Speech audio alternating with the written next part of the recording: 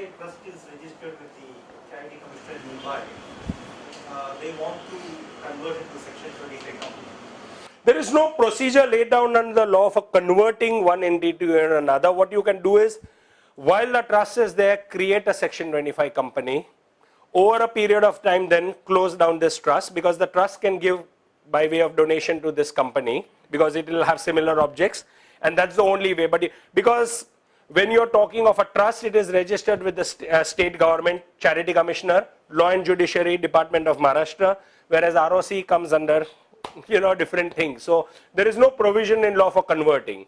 So if you decide that you want to convert one entity, you create the other one, get it all established, get it registered, get your 12A, ATG, everything. When it is in place, the old one can pass on all its surplus, etc. to this organization and then choose to wind up. Okay, let me explain first of all that there is a clear specific provision under the Societies Act for dissolution. There is a clear specific clause under the Companies Act for dissolution. But where a trust is concerned, there is no provision.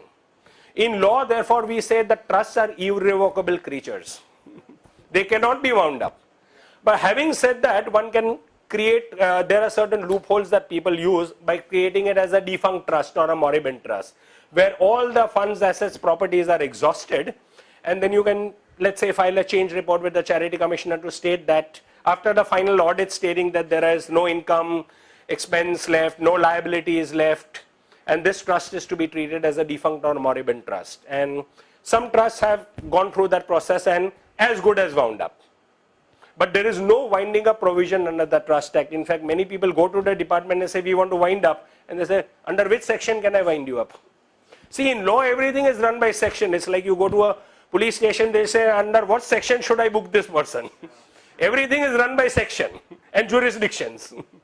So there are issues around jurisdiction and issues around no provision under the Act of 1950 or the rules of 51 to wind up a trust. No, that donations from one entity to another is absolutely possible. That's never an issue.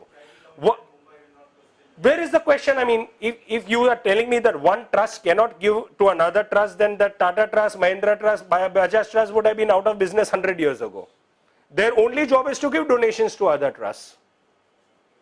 Who stops a trust from giving to another trust for objectives that are similar? So yes, absolutely. Or there is also immobile property involved, you mean? That there are certain issues because you cannot alienate property without permission under Section 36, etc. So it would be complex but not impossible. Let's put it that way. It would be complicated and complex but not impossible.